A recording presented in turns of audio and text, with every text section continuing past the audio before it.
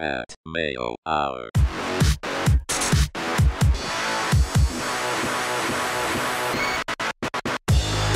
Welcome to the Pat Mayo Hour, UFC Nashville DraftKings picks and preview coming off a cash game win, a GPP loss. That's what happens in GPPs. Cody Saftic, we got saved on the cash team last week. Yeah, stupid Andrew Sanchez, by the way. I shouldn't say that. I'm sure this guy's got a family and a career that he cares for a lot more than my DraftKings team. But, it's so devastating when you're up 2 rounds and then people are saying, well, I got head kicked late in the third. He was taking a beat in the whole third, but there was only 1 minute, 3 seconds left. Devastating. He still scored like 70 points. Yeah, something like that. 60 points and a loss. The thing is, he was $8,900. So yeah. if he was a cheap value play, I'd have been like, you did a good job, Sanchez. But in this case, Sanchez. Yeah, as it turned out last week, if you just had Tim Elliott on any of your teams, you made money last week. I have to assume a lot of people did play Tim Elliott as well. I mean, they did. I mean, I cashed. But all the winning teams had him. Yeah, all the our cash team had Tim Elliott on it, and that was basically good enough as long as everyone. Although the one guy, the punt play, who was the loser, Wilson Hayes. Yeah, Wilson Hayes. He scored like 0 points. By the way, I want to take the time real quick just to touch on that. Wilson Hayes, I had played him on the cash game and the GBP. There was obviously a thought process.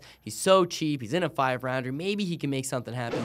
8 points really did screw us on the GPP, almost screw us in the cash game. I would like to apologize for that. But I would also like to apologize in advance because we're going with Artem Lobov this week on the cash game, the GBP. I will explain it. I know it's crazy. I'm sure the comment section is already writing the flack itself. However, I think there's some good reasoning here. All right, well, hit me with it. $6,400. So if you do think he has a chance of winning or even going the distance for cash game purposes, you have a pretty good team built around him. Okay, so first of all, let's talk about if it was a cash game situation. You got Artem Lobov. Artem Lobov's got, first of all, 5 rounds to work with. And whereas a guy like Wilson Hayes, it's like, well, Cody, you said the same thing about Hayes. You said he had 5 rounds to work with. He went out and he got destroyed. I'm expecting the same thing as Lobov. First of all, what we have to take in consideration is that Hayes got destroyed on the ground. You know, you're getting taken down by Demetrius Johnson. You're getting out grappled by him, eventually getting submitted. You don't score practically any points when you're getting thumped off of your back. However, if you're Artem Lobov, even if you are losing, you'd be predominantly losing standing. Cub Swanson is a guy that loves to have an entertaining back-and-forth tilt. He often keeps his hands down. He often darts in and out of the pocket. He has good movement. He is a seasoned veteran. But Artem Lobov is a guy that's a seasoned veteran, too. He's got a very poor record. But if Cub Swanson hangs out in front of him, the way he's hung out in front of many opponents in the past, then there's a great chance that Lobov could clip him. But what I got to say about Lobov is he's known for his durability, and that's not something you can necessarily say about Cub Swanson.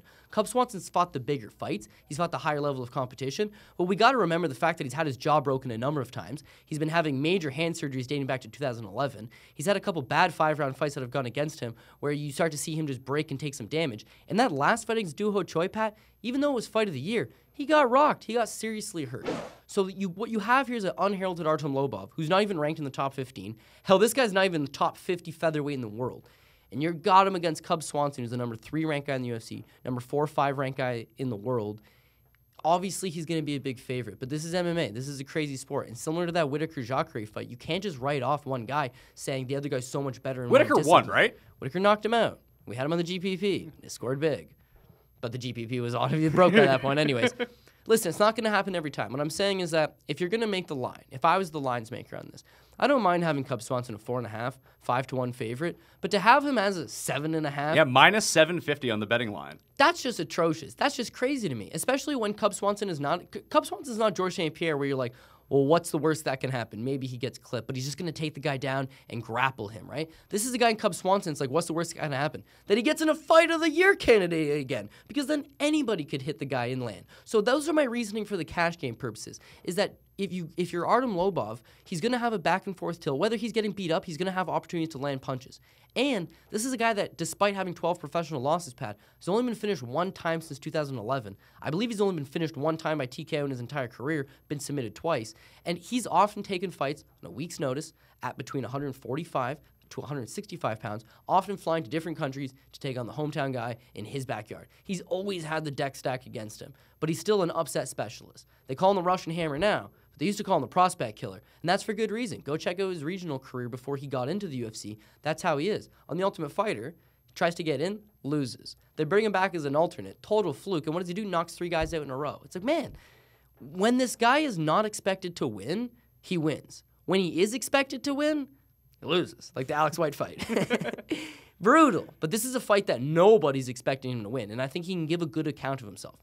Now let's flip side to that to the GPP. He's very, very, very cheap. So if you take him, his only path to victory is landing a Hail Mary shot. Not a Hail Mary shot, but landing a good right hand and knocking or hurting and following up and beating down Cub Swanson. Is it possible? Yes. For that price, I'll take the chance. And he's so unbelievably cheap that if you put him on cash, you can get everything else you want. If you put him on GPP, you can get everything else you want. Well, I guess we'll get to GPP a little bit later on when we break down the entire team. But I guess the problem is if he loses and he gets waxed right away, like your GPP team is done. Yeah, your GPP's done. And here's the thing. And as I was talking to you before we even start filming here, this is the kind of card that you're probably going to have to play multiple lineups because there's a lot of good variations. There's a lot of guys. I don't have Scott Holtzman on any of the teams, but could Scott Holtzman go out there and be a real big performer? Absolutely. Is he well enough priced? Absolutely. A guy like Sam Alvey. Sam Alvey's only $8,100. Could Sam Alvey go out there and have a huge performance for you? Absolutely.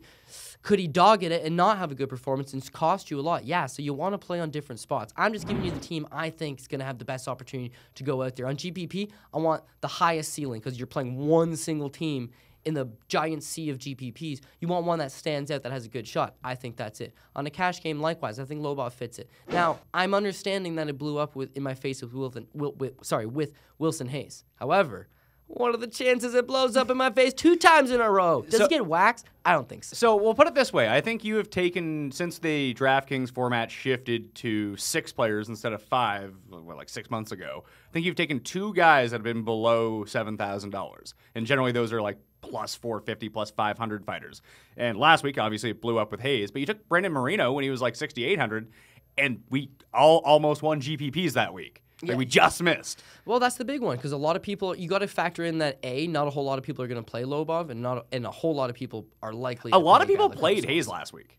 Like it was stunning to me. It was good value, man. It was, and the thought process is at flyweight, it's probably going to go 5 rounds. I don't think anybody expected Demetrius Johnson to finish him that early. Not that he couldn't finish him. Inside the distance was a great prop bet, but to finish him in the 3rd round, that seemed a little bit early. And as well, on top of that, the fact that Wilson Hayes landed virtually nothing. I mean, scoring 8 points through 3 rounds in itself is just an indication of that he really did nothing. If Lobov's getting beat up, he's still going to have that opportunity to land shots. Could Cub Swanson go and out-wrestle him and use that as a path to victory? Yeah, but will he? Probably not. My last point on that, and I can't give away my sources, but I hate people that say I'm not going to disclose my sources, but people on the inside know with Cub Swanson, they'll tell you firsthand that this is a guy that looks past opponents if he doesn't really think that they're in his level. And he's very much looking at this fight as just a stay busy. I've lost to Jose Aldo, I've lost to Max Holloway, I've lost to Frank Yeager. Those are the top 3 guys in the division. The number 4 guy, Ricardo Lamas, I've actually lost to him too. And he's likely going to fight Korean Zombie, which knocks them off the board. Who's left for me? I'm just going to take an unranked challenger who's what's he again? You're a 7.5 to 1 favorite. No problem.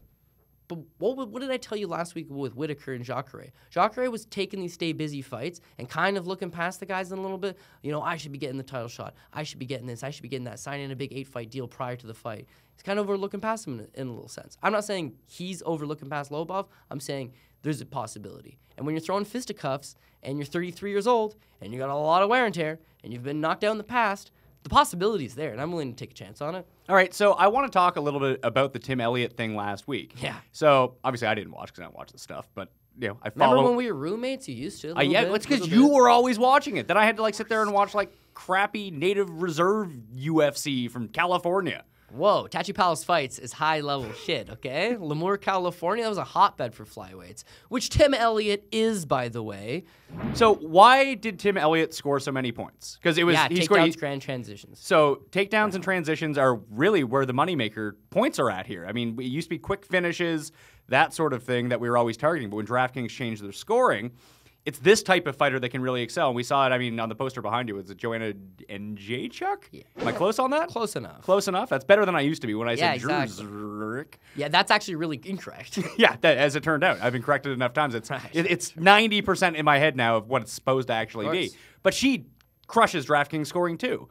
So does she do the same sort of thing, just takedown, and score 10 points a pop? No, absolutely not. It's why does she score so many points? Well, she's going significant strikes, 100%. So she's going at a half a point of significant strike, but she can go out and land 150 significant strikes. That's 175 points. If she happens to get a takedown or two in the mix, which she's not really searching for, it's mostly you try to take her down, she ends up on top of you. She's going to get maybe a couple ground transitions. She's going to get the win, and there's 5 rounds of just that output. So she can easily score upwards of 100 points without the finish just based on that output. And we see that a lot with the lower weight classes, especially in like female flyweight, not so much female bantamweight, but men's flyweight and female strawweight. You can get a ton of points racked up that way. What you're really noticing, though, is if you want the gigantic scores, is these wrestlers that are going to go and get 10 takedowns. Because 10 takedowns at 5 points a takedown is going to be 50 points right there. You're getting significant strikes the entire time you're on the ground. Because what fight was it? The numbers on it were skewed. Whatever it was, the fight metric numbers came up, and it had the basically like even striking throughout. But what it was is one guy's just landing these little pitter-patter punches while he's trying to get taken down, right? He's defending the takedown, and these little punches are just adding up. So someone that gets the takedown, as long as they're not physically just laying on top of you, if they're just chopping away with a couple elbows, couple strikes here and there, that'll score some points. But the biggest thing I'm seeing is the ground transitions. Because a good grappler, and we've seen this with Tim Elliott, a good grappler can go from mount to half guard, to side control, to a back take, back to mount, back to half guard within the matter of 15 seconds, 20 seconds. That fight was so fast-paced that there was just so many transitions and so many scrambles because he was leading most of it for the most part. And every time, it's like, think about it. If you're going to get 5 takedowns in the first round alone, it's the guy pops up, you take him down. You got to scramble. You take his back. It rolls to mount. He goes for a leg lock. You pop up. You end up in half guard. You end up in side control. He gets back up. You take him back down. And the whole thing just rinse and repeats. It broke DraftKings. It was like 170 points. Now, I'm here to tell you, we have the poor man's Tim Elliott on the lineup this week. I know, unfortunately, we got to go against our guy, Brandon Moreno, but I think Dustin Ortiz has all the same capabilities. This is a guy that comes from not necessarily a wrestling background. He had spent a lot of time on his striking at Duke Rufus's camp, but he's a local Nashville guy. He's from Nashville. He currently trains in Nashville. He's not born in Nashville, but he currently resides in Nashville, trains full-time out of Nashville. And he spent a lot of time on his wrestling. And Pat, honestly, this guy's 125 pounds, same weight class as Tim Elliott, very fast, very explosive. And transitionally speaking, the guy is a genius. He's just fast. Now, certain guys like Yusir Formiga, they can catch his back. If they catch his back, he's not going anywhere. Wilson Hayes is a big, physically dominating guy. Guys like that can give him problems. But guys that are going to try to equally scramble on his level, he can catch. Now, look at Brandon Moreno. Baby assassin. That's what they call him, right? The assassin baby, I should say. 23 years old. Now, whereas he's a talented guy, don't get me wrong, he can go out there and he can have solid performances. He can go out and he can catch a guy like Louis Smolka, and it's a big win for him. He's still only 23 years old. If you look at Dustin Ortiz, if you look at the biggest wins of his career, you're going to look at his win over Ray Borg. You're going to look at his fight over Justin Scoggins. 2 off-the-chart prospects who were young, and he used that veteran savviness to take them down, out-scramble them, and grind them out for the decision. I see him doing the same thing here. I think he's fairly well-priced. Even though I do like Moreno, you know he's made us some money in the past. Dustin Ortiz is the guy to go with. All right, so you have Ortiz and Lobov as your non-elite plays on the cash team, but you have Ally Akinta to lead it at $9,200. Yeah, Ally Akinta. He actually took about almost 2 years off from fighting professionally, decided to sell houses. Now, I'm assuming that the housing market in upstate New York, not that good. What, the Rochester housing market? Yeah, because apparently decided to come back to MMA. Now, what's troublesome for me, Pat, is that the guy on his way out made a comment. He was booked on the first New York show, and that's a big thing. Because he's from New York.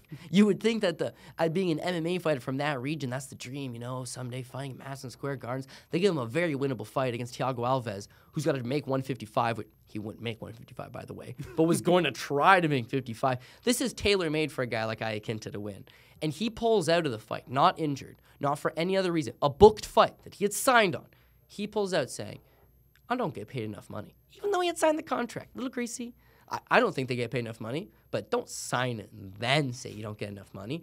But regardless, he opts out says, I'm not going to fight. And then what's furthermore troublesome is that he makes a comment where saying, I've had major knee surgeries 2 times now. And my doctor has officially told me if I suffer another knee injury, that'd be the end of my athletic career. I'm not willing to risk that kind of risk for the amount of money that they're offering me. But as it turns out, the housing market in upstate New York isn't that good, so he's now taking the risk. 4-1, is it big? Yeah, but is he tailor-made to beat a guy like Diego Sanchez? Absolutely. Could Sanchez just show? What if good Diego shows up?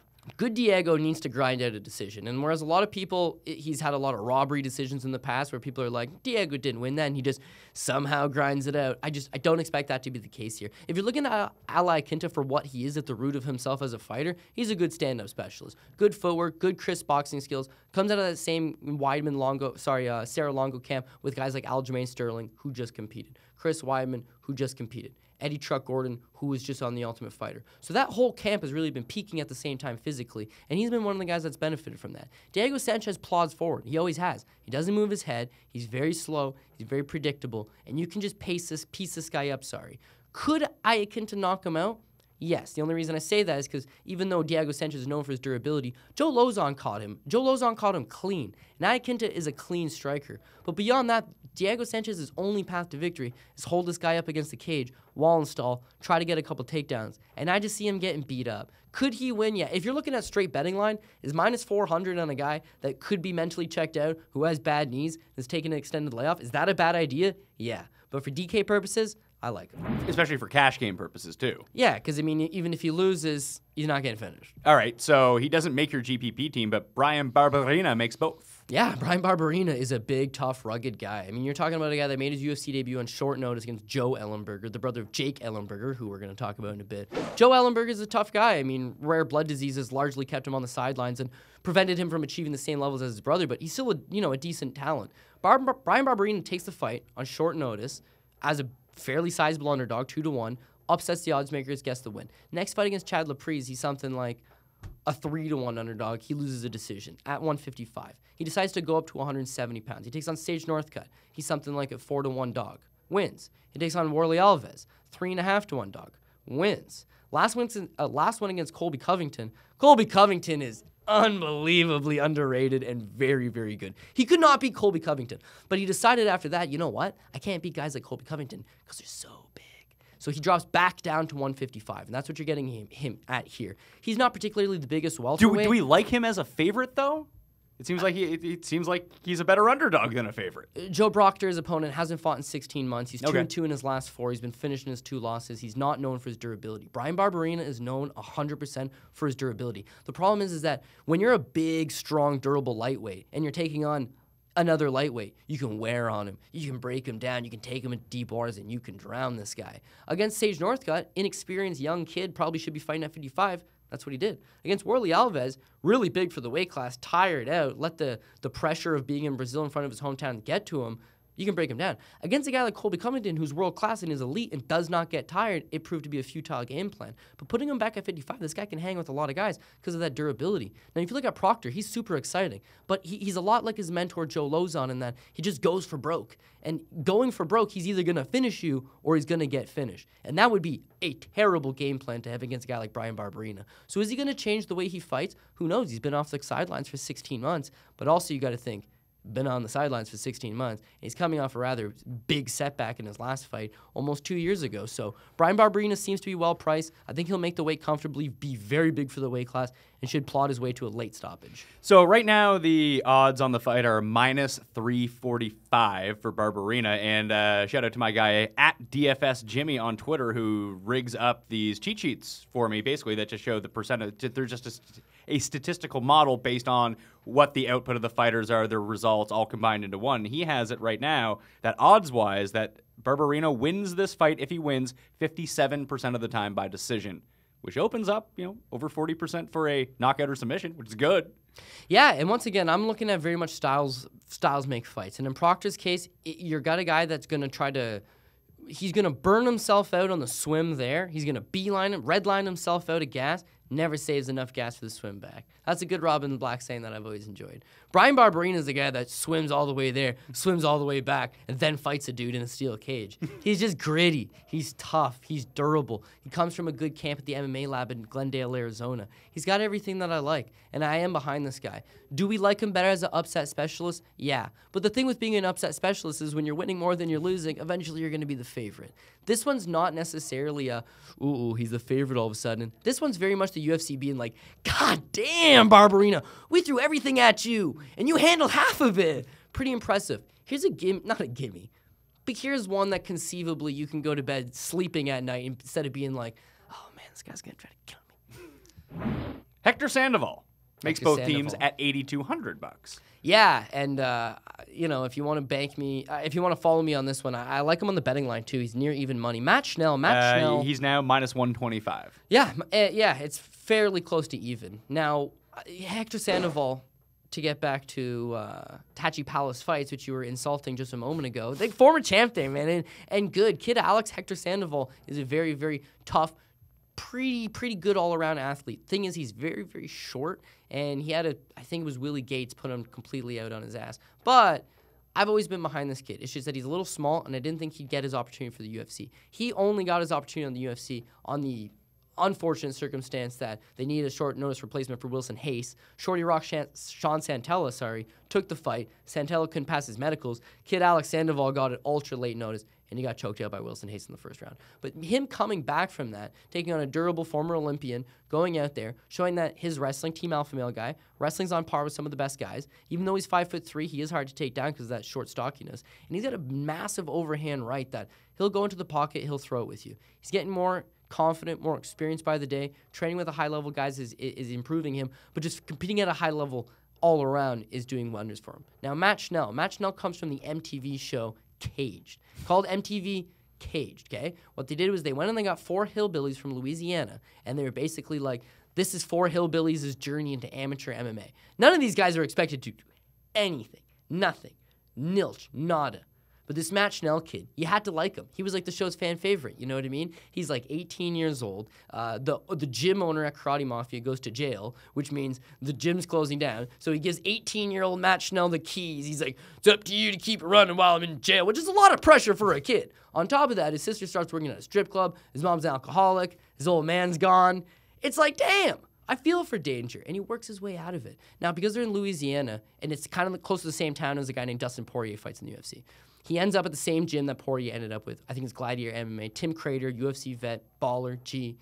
And then through that connection ends up at American Top Team because that's where Poirier went from Louisiana. So he's been at ATT the last 5 years. And I'm not going to lie. You take a good young kid like this and you put him in a good gym and he's got the work ethic and he grinds. He's going to get better. Schnell has gotten better. It's just at some point, you're going to reach your highest level, and I almost feel that he's reached his highest level. He was on the recent season of The Ultimate Fighter, Tough Champions, where it was all champions. Did I think that he was a worthy champion to be in the house? Not necessarily, but he went out and he beat another guy I didn't think should be there, Matthew Hizzo, and he beat him. Unfortunately, when you run into the tougher competition, guys like Tim Elliott, there's no way you're going to beat him, and he didn't. Now, the UFC wouldn't have taken this guy. They really wouldn't have. He would have gotten cut like everybody else. But they need a 135er short notice. So he jumps up a weight class. He takes on Rob Font in the UFC. Predictably so, gets knocked out in the first round. And this is one of those, hey, sorry. Thanks for helping us out. Thanks for helping us out. We'll give you one more. And we like Sandoval. He's 1-1 in the UFC. He's a guy that, took a short notice for 1-2. We'll throw you guys in there, and whoever prevails will be able to come out the victor. But his biggest issue for Schnell is his takedown defense. He's got great submissions off his back, but he's got a willingness to hang out off his back and throw up the submissions. Standing-wise, he's got good kicks, good movement, but he doesn't really move his head, and he stands up tall because he's kind of tall for 125. The shortest Sandoval is going to come in there with the big overhand. If he hits him, he's going to hurt him, same way that Font did. But if not, he wrestles him down, avoids the submissions, grinds him out. I'm thinking it goes to decision, but there's a good possibility he can just beat this guy down and finish him the way that Font did. Although Font did it with a clean strike early in the fight, I think he can grind him down, beat him, finish him late, the same way that we've seen Schnell lose in the past. Listen, Schnell's not an undefeated prospect that just got signed to the UFC. He's a guy that's faltered on the regional scene, gone to Tough, faltered in Tough, got one fight in the UFC already, and has faltered in that. So that's why I'm saying I think he plateaued, is I feel like I've seen the best of him. All right, Sam Alvey finishes off your cash team at $8,100.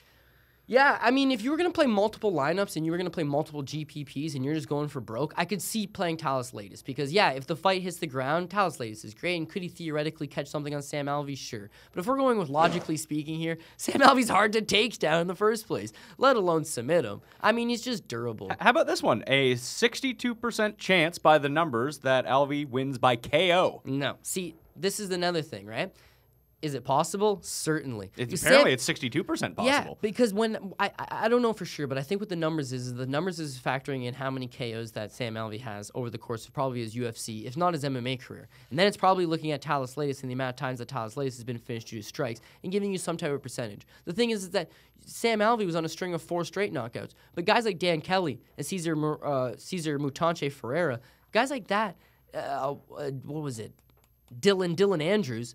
You can go out there and you can beat these guys and you can knock them out, and that'll pad your stat. That'll give you a KO on there. But you still got to factor in that when he goes against somebody who's world class like Talis Latis, who's fought some of the best guys in the world and has gone the distance with some of these guys, then it's hard to imagine how's he going to knock him out. Is it possible? Yeah. But I look at a prime example with durability, guy like Talis Latis. Talis Latis has gone 5 rounds with the current UFC champion Michael Bisping. He lost a split decision in that fight. On top of that, he went 5 rounds with the former middleweight champion Anderson Silva, and despite losing all the rounds, had survived. On top of that, he's gone the distance with guys like Gegard Mousasi, guys that are very high-level finishers, potent finishers, have not been able to take this guy out. Now, is it possible to knock him out? Yeah. But generally, when he loses, he takes a beating. And Sam Alvey's got low punch output, man. When he knocks guys out, it's with a 1 punch, right? It's not a barrage of punches. It's Kevin Casey's so unbelievably gassed out, he's just face-planted himself because he's completely cooked, gassed out. So does Talis Latis gas out? Probably not. He's used to fighting 5, or at least he's proven in the past that he can fight 5. He's all around durable. Can Sam Alvey win this fight? Yeah. Do I expect Sam Alvey to win this fight? Yeah. For $8,100, do I want him on my team? Yeah. But 67% knockout, I mean, that's just a number. 60% knockout, I believe I said. Did I say 67? 62. 62%. I guess we're both wrong, Pat. Oh, 62, I could totally see it. There I tell you you go. what, Sam Alvey's a slip and rip guy. He just lets you come to him. He's really lackadaisical, slow pace. I just don't see the finish materializing.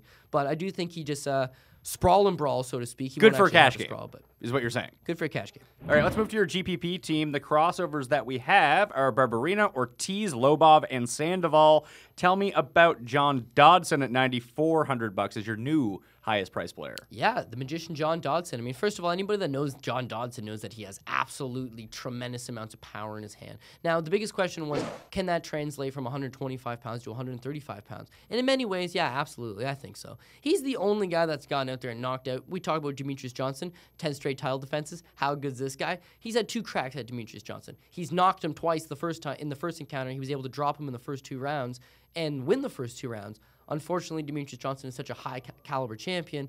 He comes back. He beats Dodson. They booked Dodson with the rematch. How could you not? He dropped the champion twice. He did better than him than anybody, but he loses the rematch. Now you're in the unfortunate predicament that I lost to the champion twice. I pretty much fought all the other number 1 contenders at this point. What do? You come up to 35. Important to note that he's also got a KO victory over TJ Dillashaw, the former 135-pound champ, who's currently fighting again for the title. So the guy's got dynamite in his hands. And with Eddie Wineland hasn't been knocked out a whole lot in his career, but the worry is always there because traditionally speaking, he fights with his hands straight down and relies heavily on head movement. Now that can get you away with a lot of guys. Not all guys, but a lot of guys. But when you're taking on John Dodson, who's notoriously proclaimed as the fastest fighter in the UFC, head movement might not be enough. And this guy's got a lot of power.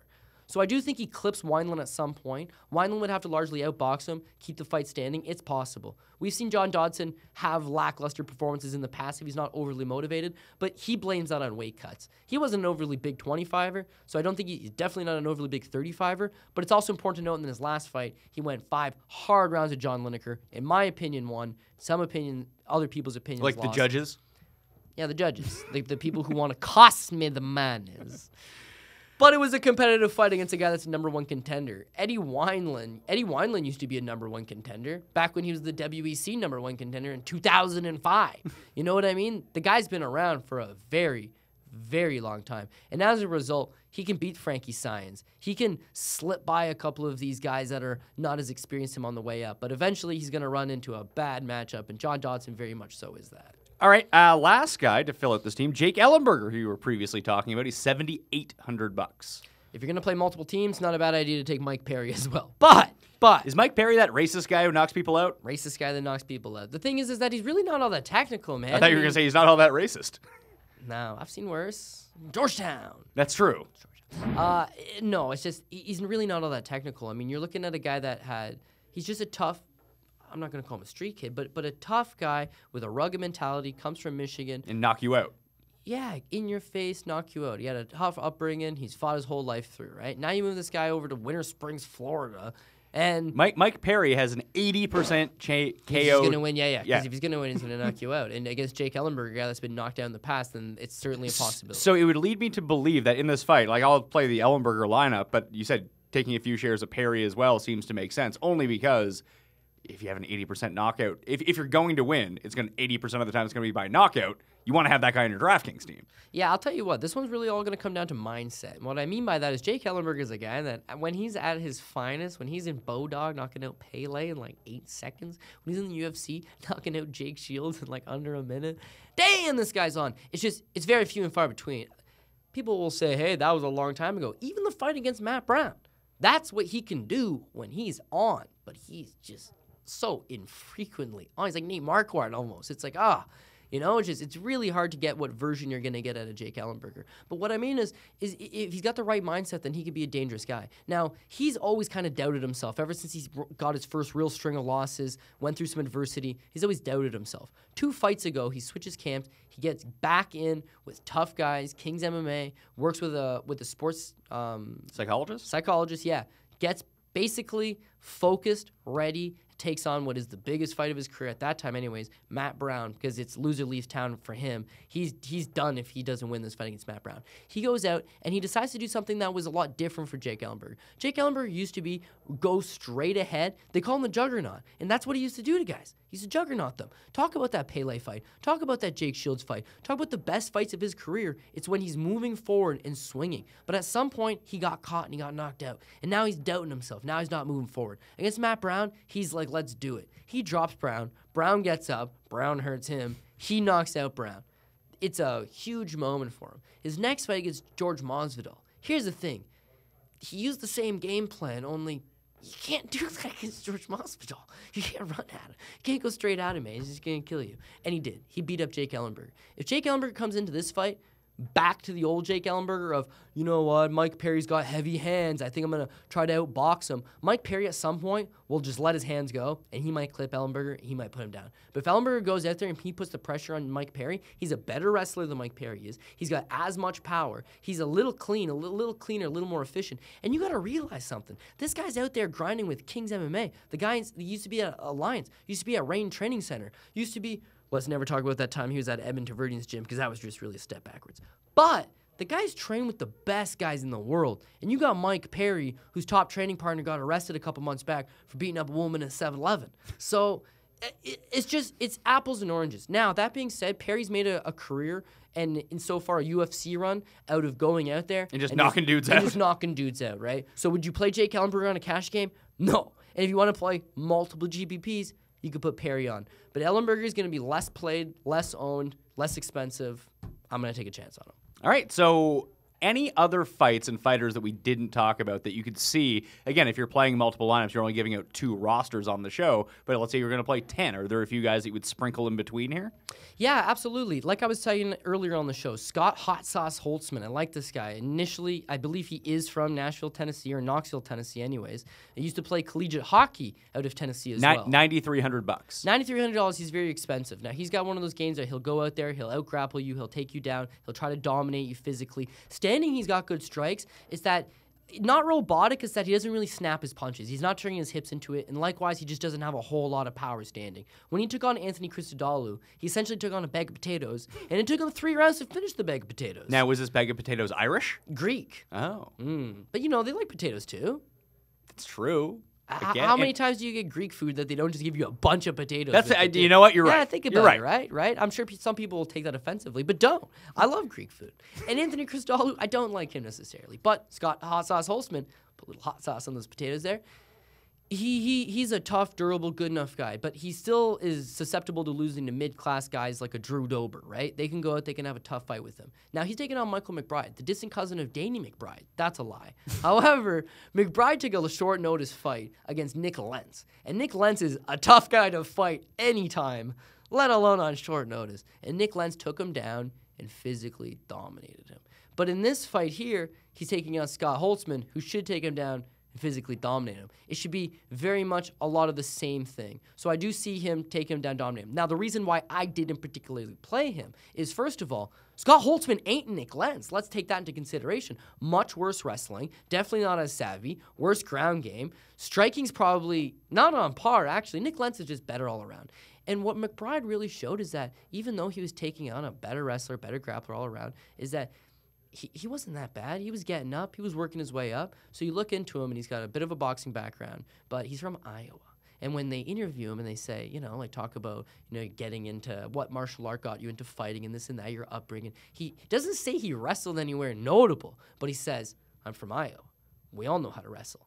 And what he means by that is he's from Iowa. You go to the store, try to get like a bag of bread and some milk, and the clerk's like, oh, you want this bag of bread and some milk, eh? Well, score 2 points on me. And you're like, God damn it. And all of a sudden you got to try to get him on a low single, maybe just to get the milk and some bread. The guy is rugged, he's tough, and he's long and he's lanky. And Holtzman's not above getting into a greasy fight that he loses a split decision on. So he's very expensive, both straight up lines and on DK. Do I think you could take a couple pokes at him? Yeah. Do I expect him to win? Yeah. But that's one of the reasons why I decided to get away from him, is this one could go the other way. Well, that one has, by the metrics, he is going to win if he wins, he'll win by decision 76% of the time. Yeah, he's a bit of a grinder, and even though McBride got finished against Lentz, you got to look at the fact that snapped a lengthy winning streak for him, and he's really not all that bad. Anyone else? There's a female fight on here. Jessica Penne. Jessica Penne. We want to go against Jessica Penne. I think that one, once again, if you were going to play multiple lineups, I could see making a play on Danielle Taylor. Danielle Taylor is comically sized 5 feet tall. Okay, so let's say just taking the GPP team and making a variation of it, because there's $500 left over on the GPP team. Let's say you took out Jake Ellenberger at $7,800 and just played Danielle Taylor. No, Danielle Taylor, she's going to win. Even though Penne's been finished in her last 2 fights, it was against the 2 girls in behind us. So it'd be better for a cash game play than a GPP play, is what you're saying? Yeah. Okay. Because I think with Danielle Taylor, people are kind of writing her off. She's 1-1 in the UFC, and like I said, she's comically 5 feet tall. So she generally gives up 6, 7, 8 inches in height, 6, 7, 8 inches of reach, and as a result, she stays all the way back and just swings overhand rights and is real sloppy. But prior to signing with the UFC, she was known for her power. She's dynamite Danielle Taylor. She had knocked out a couple of opponents that were not so bad. She signs with the UFC. She takes a short notice fight against Marina Moroz. Now, Marina Moroz is much bigger than her, much more experienced than her, and a girl that was helping the Ukrainian boxing team get ready. So just it was a bad stylistical matchup for her. She goes out there short notice, loses a split decision against a contender like Moroz. So that was decent enough. Against her last fight against Seo Hee-ham, I didn't think she won. But once again, Seo Hee-ham's a girl that's got 20 pro fights. And prior to that, it comes from a credible Shudo background, Shudo boxing, like S-boxing, where she was known as a champion. She was known as a good striker. So Danielle Taylor's young. She's improving. She's getting better. She's from Saigon Muay Thai out in Texas. And I really think that she's just trying to add some different wrinkles to her game. Now, here's the thing with Jessica Penne. Jessica Penne was one of the best fighters in the world, Pat, at 105 pounds. So now there's no UFC 105-pound division, and she loses her title to Michelle Waterson at 105 pounds. Decides, you know what? I got to go for my shot at the UFC. Gets into the Ultimate Fighter. Now, she ends up losing a good fight against Ronda Marcos. Doesn't win in the Ultimate Fighter, obviously. Gets one fight afterwards, and gets Ronda Marcos. Now, it's a close... I think she beats Ronda Marcos in a close, back-and-forth, rugged... She gets a split decision, but it's close. Now you get throttled into a title situation. She goes against Joanna Jacek, sorry. Loses, Thrash. I bet. Thrash. But it was one of those life-changing beatings, man, because when you're talking about how does Joanna Jacek score so many points, it's like, wow, 4 or 5 rounds of complete, utter domination where she lands 300 strikes. Well, that was this fight. The referee stops her while she's still standing, taking the beating, being like, all right, I can't let you do this anymore. It was bad. She rebounds from that, fighting the other girl in the poster, Jessica Andrade. It was a worse beating than the Joanna Jacek one. So now you're looking at a girl, I believe she's 34 years old. She might be mentally broken down? She's been fighting professionally for a little over 10 years, I think 11 years now. She's fought at the highest level. She's taken bad beatings in her last couple fights, and she's coming in here as a favorite over an unheralded girl that really nobody knows anything about. So when you're looking at ground game, Jessica Penne's got a better ground game. But will she be able to get down Danielle Taylor? I don't know. Can anybody get down a little stump? Because at 5 feet tall, it's going to be hard for the long, lanky Penne to get her down. So let's say she's got to stand. Well, she's got the reach. She does, but she does not move her head against an opponent that's predictably going to stay on the outside and throw winging right hands. So Danielle Taylor's got a shot, but more so than that, $7,700. I'd play her on a cash game. I didn't play her on my cash game, but I would play her on a cash game. Last 4 guys to talk about here, at least last 4 fighters. Alexis Davis, 8,900. Stevie Ray, 88. Aubin St. Preux, $8,700. These are all good plays. Are they all good? Like, you would take the favorite in all of those? Yeah, well, okay, I like Stevie Ray. He should be able to go out there and pace him up. You don't love Joe Lozon? Well, Joe Lozon's just so I used the term, I think the other day I was talking to someone, I was like, Stevie Ray's just a lot fresher. You know what I mean? Joe Lozon's been through the ringer 3 or 4 times. And as a result, he's slowing down a little bit, and you can catch this guy. My issue with it is if you look at that fight that he had against Jim Miller, which he loses a split, but he should have gotten the win, right? Is that he's getting tagged up standing. I mean, tagged up standing. But the saving grace is that he's taking down Jim Miller, and he's able to control him. You look at his last fight against Marcin Held, it's reverse. He gets the win, but he should lose. He takes the mic afterwards, after the congratulations, you just won, and says, yeah, no, I lost that fight. Don't cut Marcin Held. He's a talented kid. I thought he won. Don't know what the judges were looking at tonight. That's a guy that's on his way out. That's a guy that's been fighting in the UFC since he knocked out Jens Pulver back in 2006, took a slot on the Ultimate Fighter Season 5, right? And has been making his way up ever since then. The guy's been around the block 2, 3, 4, 5 times, right? In fact, Joe Proctor, his student, is also fighting on the card. That's how long he's been around. At some point, you're going to run into that up-and-coming challenger. Stevie Ray proved to be that in his last fight against Ross Pearson. He's a little faster. He's a little sharper. He can keep the fight standing. He can pick them apart. Your other play that you were saying with Alexis Davis, one real big worry that I have with Alexis Davis is that this is a girl that was on the top of her game, challenges Ronda Rousey for a title, gets beat up in that one, has a kid and decides to take a bit of a layoff. Not decides, but, was forced to take a bit of a layoff. Upon returning from that fight, she loses to Sarah McMahon, gets submitted, didn't look overly great, and I just don't know where her commitment level is at this point. Cindy Dandois is a bit of an unknown, but if you look at traditionally in her career, she's beaten some high-level fighters like Marloes Kunin, but she's also fought high-level fighters like Tanya Evinger, and Jessamine Duke is not high-level, but seeing her thrash Jessamine Duke just shows you that she's that cut above mediocre. And I'm not saying that Alexis Davis is mediocre, but that's one where Alexis Davis is a high price point that I would avoid it. Well, let me ask you this then. For the very last fight that we didn't talk about, the St. Preux de Lima fight, by the metrics, both of them have a better than 50% chance to win by KO if they win. Yeah, because one of them is going to finish the other. So do we roll the dice on de Lima and hope he wins? No, de Lima's like, okay, if OSP's the second most fade-worthy guy in the light heavyweight division right now, then de Lima's the number 1 guy. You got to look at the fact that OSP's from the area. He's a Tennessee native. Yeah, if it's a knockout, that doesn't matter. And they're looking to get him a knockout, absolutely. But here's the issue. He's the favorite. He's supposed to knock out de Lima. And they're thinking, who can we throw in there that's low risk, that'll tire out, that he can beat? De Lima. Okay, but let's look at his last 4 fights. His last fight, he took on Volkan Oezdemir, took the fight on a week's notice, and he lost. His fight before that, he fought Jimmy Manuwa, and he got completely starched in the second round. Knocked out, bad. Fight before that, let's give the guy a pass. He fought John Jones, but he got dominated for 5 rounds. It is what it is. And even the fight before that, he beats Rafael Cavalcante. The guy blew out a wheel in the first round. You know what I mean? OSP's hobbling around on one leg. If Cavalcante wasn't the most useless guy in the division at that time, because, coming off steroids is a hell of a thing, he probably would have beaten OSP. But OSP squeaks by it, and he gets the win. It is what it is, right? Wrong. You don't have faith in the guy anymore. I don't have faith in him. The thing is that nobody has faith in Rogerio de Lima. Shake your head, pal. OSP's not as good as people think. He'll fade at some point. We've seen the best of him, I think. Even though he seems to be a very athletic guy that's getting better, we've seen the best of him, but de Lima is very suspect. He might be very suspect, but again, if you're playing multiple lineups, multiple GPP lineups, instead of throw Ellenberger off of it, put him on, and then you can upgrade Sandoval to Perry to go against that lineup kind of thing. Yeah, I'll tell you what. If I was playing GPPs, you're making me think about it, I would take de Lima. I think de Lima has a decent chance of going out there and cracking OSP and knocking him absolutely out. OSP got completely folded against Jimmy Manuwa in a fight that he wasn't really moving his feet. He was standing in front of Jimmy Manuwa and attempting to parry these shots and slip with it. And as a result, he got absolutely KO'd. You look at Rogerio de Lima, when he's at his best, that's all he's doing is throwing them big old hands. Against Clint Hester, he hurts him, he takes him down, he pounds him out. That last fight, personally against my boy, poor Jeremy. The guy's running away. He's retreating, and he just gets clipped by a hell of a right hand. He slips almost, and he's just completely out. It's like, oh, my God, what's happening here? The guy's got dynamite power, and OSP seems to have 0 ring IQ, non-existent. So if he stands in front of de Lima, he can get hit, he can get knocked out. If you're telling me both guys are projected at 54%, I'll take the cheaper guy. I'd take de Lima, but I got to have to play multiple GPPs. Would I play de Lima on one of them? Yeah, you got a good point there. I probably would. OSP, however, even though de Lima's super untrustworthy, he's super untrustworthy with a lot of power. OSP, he's got the win over Shogun, but they got a lot of power. And for that reason, if it's going to be a firefight, give me the big old Brazilian. Cody Saftic.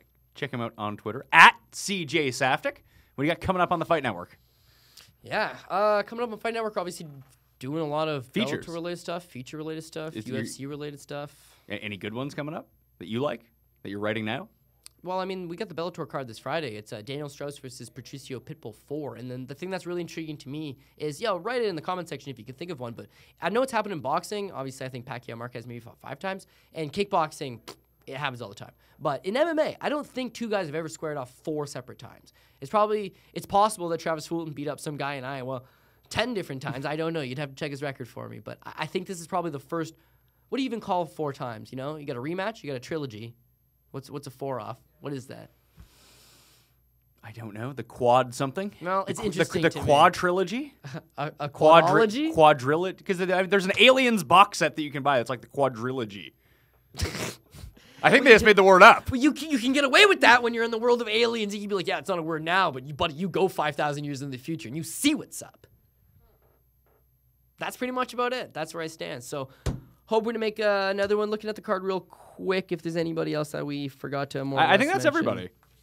Yeah, I mean, that seems to be about it. Cool. All right. Like I said, follow Cody on Twitter, at CJ Saftic. You can follow me at the PME. And remember, subscribe to the Pat Mayo Hour on iTunes, Stitcher, Podomatic, Audio Boom, iHeartRadio, and Google Play for the audio versions if you just want to listen on your phone. If not, subscribe to the Fight Network YouTube page, the Fantasy Sports Network YouTube page. That's FNTSY, not with all the A's. And just remove the A's from fantasy. You got FNTSY. We're up there on demand, uncut, every single week. I'm Pat Mayo. Good luck this week. I'll see you next time.